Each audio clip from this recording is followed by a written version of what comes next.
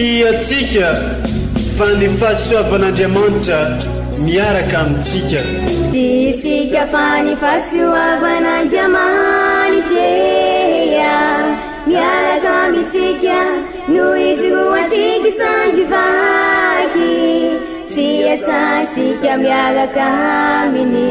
Ny fianakaviana no taniketsa ipoiran'ny vocation. Déploie ton cœur et viens nous sauver. Délivre-nous de tout. Fa sisika tokoa fa ny fahasoavan'Andriamanitra miaraka amintsika. Sisika fa ny fahasoavan'Andriamanitra miaraka amintsika noho izy sandrivaky sy asantsika miaraka aminy. Fa olo raika atokotran'isika ao aminy, fianakaviana iray ao aminy, tsy misy hevitrevitra. Ny olo no mampizara indraindray fa Andriamanitra i Jesoa lay mpiandrony tsara ran'olotra ny aina, olo raika ary ao amin'ny fiangonana ao amin'ny eglizy dia sambatra antsika mahasapa an'izay.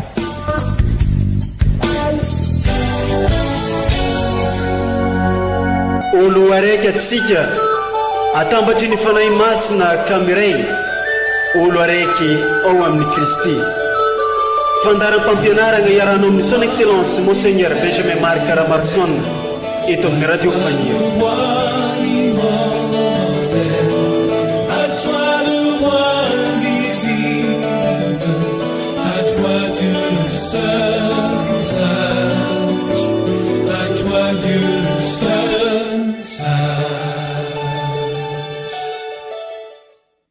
Izay ampoizin'ny tompo hatao maharitry mandrakizay ny fikasan'ny fony amin'ny taranaka mifandimby ke hanafaka ny fagnahiny amin'ny fahafatesana izy sy amelogno azy amin'ny andro mosarina. Agnatiny fo fenafaliagna sy fitiavagna no indesigny miarahaba atsika jiaby izay mpankafy ke magnaraka tsy tapaka ny fandaharagna izay atolotry ny radio fagniry ho antsika isanandro ary tsy eza zegny radio fagniry zegny fa eto a Diego aty katedraly amin'ny centre social Lucien Botovasoa polyvalent ka andagnesantsika ny fampianaragna ny mahasoa ny mahatsara atsika tsiraikiraiky. Ka amin'ity fandaharagna magnaraka ity dia asaigna atsika hitandregny ny toroteny fampianaragna zay indesigny ho antsika eto amin'ity onjam-peo ity nataony ray aman-drenitsika de ny archevêque son excellence Monseigneur Benjamin Marc Caramarson. Ka alohany tandrinesantsika zegny toroteny zegny de alohantsika iaraka hitandregny ireto vakiteny tenin'Andriamanitra izay naroson'ny fiangonana ho antsika amin'izao ankalazantsika ny fo masiny Jesoa izao. Ka misy lohahevitra toy izao izay azontsika hodinihigny laligny ho fakafakaigny ary hitondrantsika ny fiainantsika. Fo nahitantsika ny fitiavan'Andriamanitra ny fony Jesoa.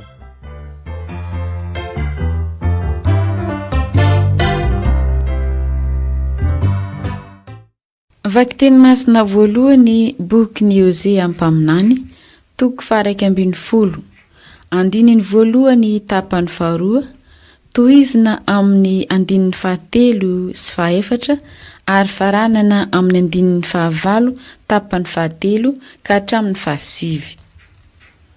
Izao no lazain'ny Tompo: tian'i Israely aho ny mbola zaza izy ka hatrany Ejipta nisy fiantsoana nataoko ny zanako. Ary zaho nampiana mandeha ny Efraima sy ny tantana azy tamin'ny sandriny nefa tsy fantany fa nanolokoly azy aho. Nentiko tamin'ny kofehy fitondrana olona izy ireo dia tamin'ny fatoran'ny fitiavana. Mova aho tsy lay nanainga ny jioga ho azy eo ambonin'ny valan'ny ranony ary niondrika taminy sy nampihinana azy. nefa tsy nety niverina amiko izy ka ho faiziko va? Tsia. Onena ny foko ato anatiko ary indray miontana ny fangorahako rehetra. Tsy hanarana ny firehetany atezerako aho, tsy horavako fanondroa ny Efraima. Fa Andriamanitra aho fa tsy olombelona. Eo afovoanao le masina ka tsy ho tonga aho mitondra ny fisafoako. Izany ary ny tenin'ny Tompo, isaorana ny Andriamanitra.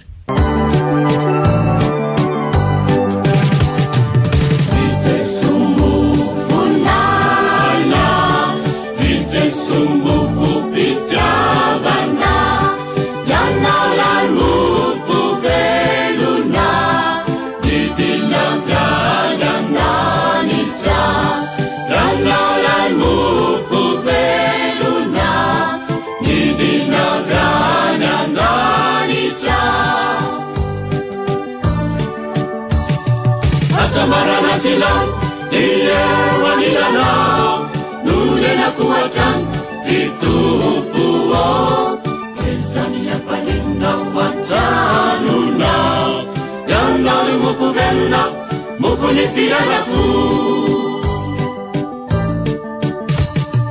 Itesumu funana Itesumu fupitavana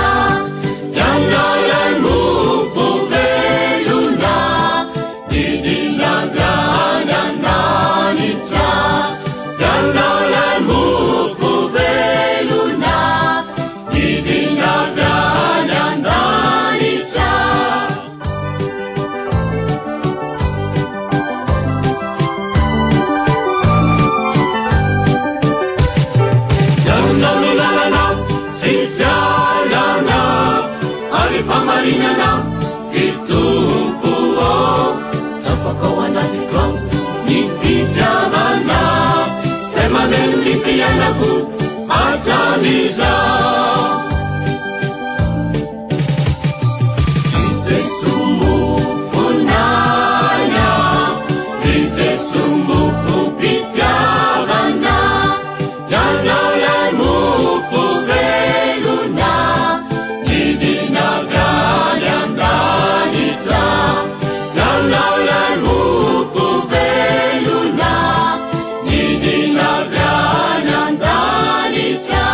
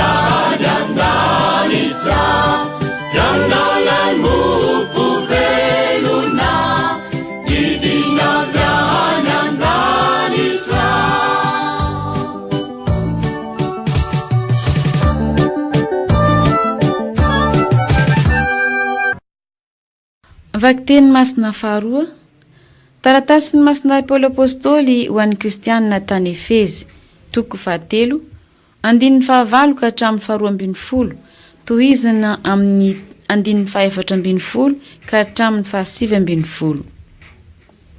Ry kristianina havana, izaho izay kely indrindra amin'ny olona masina rehetra no nomena izany fahasoavana izany, dia nitory amin'ny jentily ny hareny Kristy tsy hita pesipesena sy ny hanazava amin'ny olona rehetra ny filaharan'ilay hevitra lalina ny afo na hatr'izay tao amin'Andriamanitra, pahary ny zavatra rehetra. dia izany no naseho ankehitriny tamin'ny alalan'ny eglizy ka tonga fantatr'ireo fitondrana sy fahefana any an-danitra ny fahaizan'Andriamanitra mamoron-kevitra araka ny lahitra nataony hatr'izay tao amin'i Jesosy Kristy tompontsika, izay ananantsika fahasahiana hanatina an'Andriamanitra amin'ny mpahatokiana noho ny finoana azy. Eny, noho izany no andohaliako amin'ny iray izay angalany fianakaviana rehetra any an-danitra sy ety an-tany anarana, mba homeny anareo araka ny hareny voninahiny ny hankahirezina fatratra araka ny olona anaty amin'ny fanahy sy ny toeran'i Kristy ao amponareo amin'ny finoana, dia ho latsapaka sy hiorina amin'ny fitiavana ianareo ka hiara-mahafantatra tsara amin'ny olona masina rehetra izay sakany sy lavany ary hahaviny sy halaliny, sady halala ny fitiavan'i Kristy izay mihoatra ny fahalalana rehetra ka dia ho feno ny hafenoan'Andriamanitra rehetra ianareo. Izany ary ny tenin'ny Tompo, hisaorana ny Andriamanitra.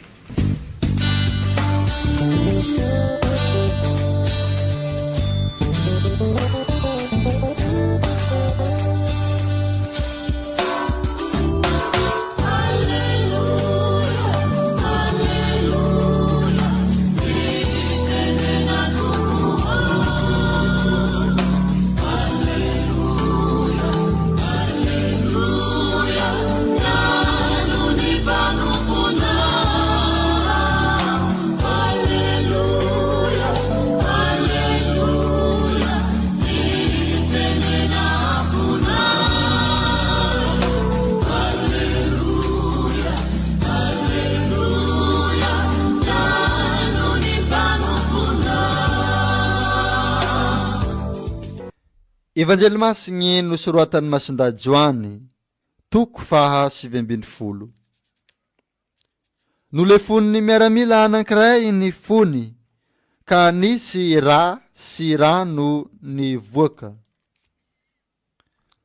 Zoma andro fiomanagna tamin'izay, ke nangataka tamin'ny Pilaty ny Jody mba ho tapahigny ny ranjon'ireo nofantsihagna, dia ho esorigny mba tsy hisy faty mihantogno amin'ny azo fijaliagna amin'ny andro sabata fa andro lehibe zany sabata izany. Dia tonga ny miaramila ka nanapaka ny ranjony voalohany sy ny an'ilay anankiray niara-ny fantsihagna taminy koa, fa nononakeo amin'ny Jesoa izy ireo, dia hitany fa efa maty sahady izy ka tsy mba notapahiny ny ranjony. Fa nolefony miaramila anankiray kosa ny fony, ka nisy ra sy rano ny voaka niaraka tamin'izay. Ary ilay nahita no nilaza, ka marina ny filazany, sady fantany fa milazany marina izy mba hinoanareo koa. Ary izany no tonga, dia mba hatanteraka ny soratra masigny hoe tsy hisy ho tapahigny ny taolany na dia iray aza. Ary ho indray koa ny soratra masigny, hijery izay nolefoniny izy. Izany araka ankalazaontsika fa masigny ny tenin'ny Tompo, dera ny ho anao ry Kristy.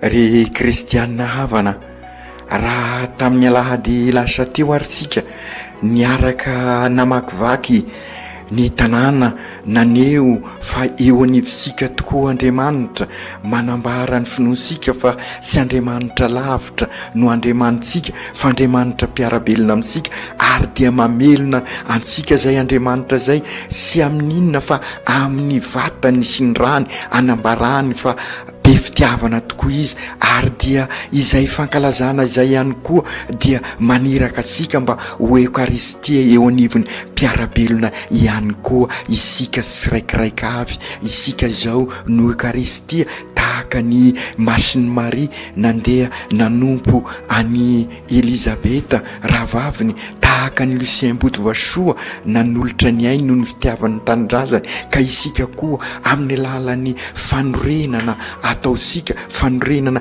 eglizy tranon'Andriamanitra, amin'ny alalan'ny fanorenana eglizy olona velona, dia aneo ihany koa fa eukaristia ny fiainantsika. Ka izay indrindra ary amin'izao alahady izao, fa tamin'ny zoma teo moa no nankalazana azy, fa no izy no mpiarony ny diosezisika, dia izao alahady izao no ankalazana azy eo anivo ny tranobe iombonantsika, manambara asika olo raika dia ny katedraly. Ao amin'ny katedraly isika no mankalaza ny fo Masiny Jesoa, ary omaly isika tamin'ny sabosy omaly no nankalaza ny fo Madiony Maria.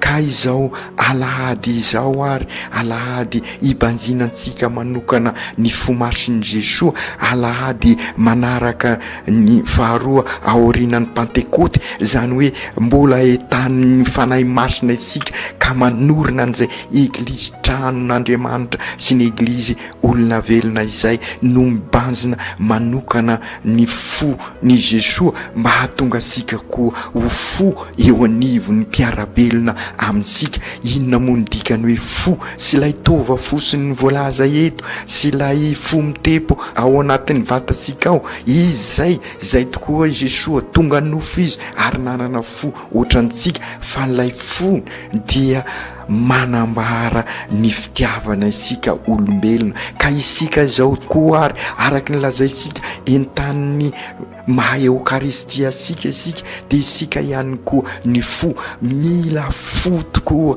ny génération des baptiseurs, rasy izany dia sy tanteraka ny tanjona ho tratrarina. Ny fo no mpanorina asika, lay fo feno mpitiavana, satria fo mahafoy. Ny fitiavana dia manolotra ny maizy azy ny hafa. I Jesoa eto manolotra asika ny mahazanak'Andriamanitra asika, ary noho ny fanoloran'ny tenany dia tonga zanak'Andriamanitra isika miaraka aminy.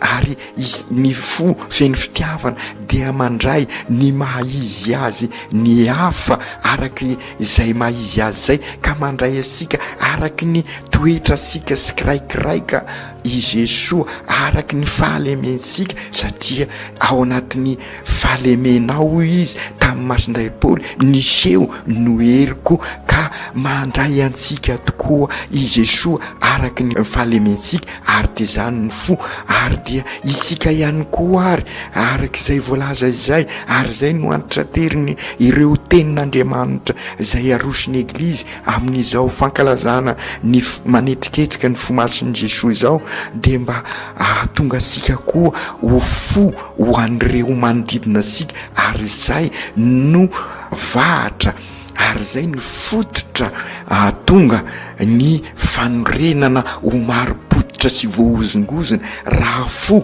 feno fitiavana ny fosika, zany hoe mandray ny hafa araky ny maizy azy, araky ny fahalemeny, araky ny zay ananany ihany koa, ary manolotra ny mahasikasika araky izay talenta omen'Andriamanitra asika. Dia tena ho mpanorona tokoa isika, manorona eglizy tranon'Andriamanitra, ary dia manorona eglizy olona velona. Misy dikany manokana zany ry kristianina havana izao fankalazana ny fo Masiny Jesu amin'izao fiomanasika ny filan-kevitra pastoraly izao indrindra ny tsy maintsy ahafoizasika izay talenta sika rehetrarehetra mba ahitasika ny lalakombana amin'izay fanorenana eglizy tranon'Andriamanitra izay sy ny eglizy olona velona zay, ary ny andresa sika izay atolotra ny hafa mba hahatonga sika ho mpanorona tokoa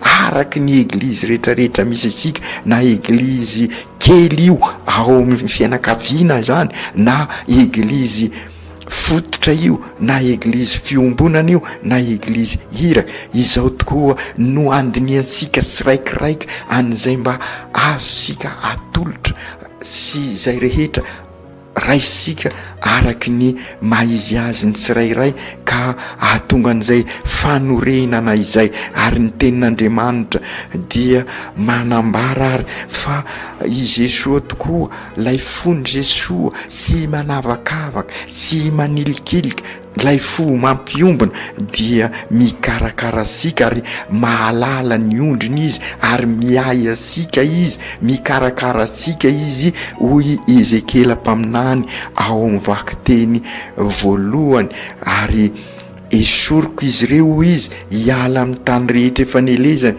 ka hoentiko mivoaka avy any amin'ny firenena ary angoniko any amin'ny tany samihafa ampidiko eo amin'ny tena tanin'izy dia andrasako eny amin'ny tendrombohitra Israely. Izay tokoa ny fanorenana mampiombona antsika ary dia izay no ezasika, izay no katsaitsika amin'izao fiomanantsika amin'ny filan-kevitra pastoraly izao, hiaraka hiangona isika, hiaraka andinika isika, hivoaka amin'ny toerana maro samihafa isika, izany hoe mety manana hevitra maro samihafa isika fa hibanjina an'ilay mpiandrondro tokana isika dia Jesoa ary dia ilaza Jesoa izao no mpiandry anareo, izy tokoa hikarakara hitady ny very izy ary ireo nania averiko ka engany izay tokoa nivokatra n'izao filan-kevitra pastoraly izao ary izay ny tena fanorenana izay anangona isika ary dia anorina eglizy tranon'Andriamanitra ary eglizy olona velona satria Andriamanitra tokoa no mpiandry asika. Izay ny salamo ataosika ho sitry ny vakiteny amin'io alahady fankalazana ny fomasin'i Jesoa io na ny zoma fankalazana ny fomasin'i Jesoa ary dia izay ihany koa no ambarany masindapoly amintsika matoy isika afaka miombona tokoa, matoy isika olo raika ao amin'Andriamanitra satria efa narosak'Andriamanitra tamin'ny lalany ny fanahy masina ao am-posika ny fitiavan'Andriamanitra. Izay tokoa ry kristianina havana sy izay rehetra afaka mitandre an'izao fampianarana izao, ny fanahy masina nooka anentana ny fosika ka raha ao amintsika tokoa ny ao am-posika tokoa ny fanahy masina dia ho lavitra ireny fialonana, ho lavitra ireny avonavona, ho lavitra ireny fitiavatena manapotika ny fiainantsika andavanandro ireny ka ahatonga antsika ho tena mpanorona tokoa isika ary fantaro ary fa raha entan'ny fanahin'Andriamanitra isika na dia manota asika dia asoin'Andriamanitra amin'izay fiombonana amin'izay ary dia ny evanjely kosa dia manambara ary fa ilay mpiandrony tsara dia Jesoa dia mikarakara mitady ny very mandrakariva izy ary be famindrapo izy ary ny katsainy dia isika rehetra ao aminy. Izay no tadiavin'Andriamanitra, izay no lahatr'Andriamanitra ka na dia manao kory na manao kory dia mikatsaka asika izy ary dia izay no kendresika amin'ny zany hoe fanorenana ataotsika zany ka amin'izay miara-baly sika, miara-mankalaza an'izay fitiavan'Andriamanitra izay satria na ireo very na ireo efa ao dia ho iray ihany ao amin'ny Andriamanitra, ao amin'ny fony Jesoa. Ry Jesoa Tompo, ny fonao tokoa no banjininay amin'izao fankalazana ny fomasin'i Jesoa izao. Nisy rano sy ra nivoaka tamin'ny fonao manambara ny fanorenana ny eglizy, mikasaka ny fanorenana ny eglizy eto anivon'ny diosezinay izahay ka engany ahay anararotra an'izao filan-kevitra pastoraly izao ka mba hikatsaka mandrakariva ny sitrakao fa izay ny fanorenana ny eglizy. Ahay anararotra ny fanetana ny fanahy masina ny izahay ka iombona ka ho pentekoty vaovao ho anay tokoa izao filankevitra pastoraly izao. Tsaronay ambavaka ireo sy misy mpiay amin'izao fotoana ankalazana ny fonao masina izao, engany ahita fo feny fitiavana tahaka anao izy ireo, ary ampio zahay ho fo ny mpiarabelona aminay, ka fo andray ny maizy azy ireo manodidina anay, ary fo ho vonona anolotra ny tenanay ny maha izahay anay eo amin'ireo manodidina anay, ka tonga anay ho mpanorona tokoa araka ny sitrakao. Manana modely izahay amin'izany dia Lucien Botovasolo Sambatra. Lucien Botovasolo Sambatra mivavaho anay. Aoko tanteraka izany amin'ny anaran'ny Ray sy ny Zanaka sy ny Fanahy Masina. Amen.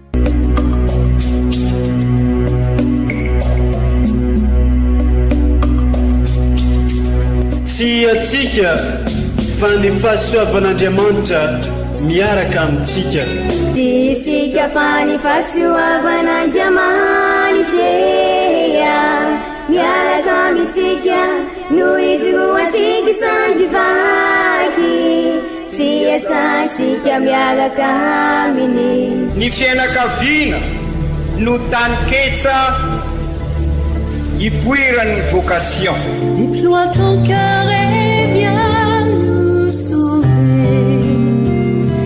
Délivre-nous de nous, délivre-nous de tout. Fa sisika tokoa fa ny fahasoavan'Andriamanitra miaraka amintsika. Sisika fa ny fahasoavan'Andriamanitra miaraka amintsika, no izy ho antsika sandrivaky, sy asantsika miaraka aminy. Fa olo raika tokoatranisika ao aminy, fianakaviana iray ao aminy, sy misy hevitrevitra. Ny olo no mampizara indraindray, fa Andriamanitra i Jesoa lay mpiandrony tsara nanolotra ny ainy olo raika, ary ao amin'ny fiangonana, ao amin'ny eglizy dia sambatra tsika mahasapa an'izay.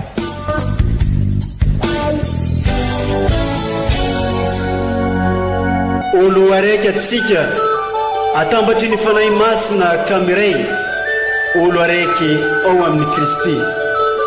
Fandaram-pampianarana iarana amin'ny son excellence Monseigneur Benjamin Marc Caramarson eto amin'ny radio Faniro. À toi le roi invisible, à toi Dieu seul.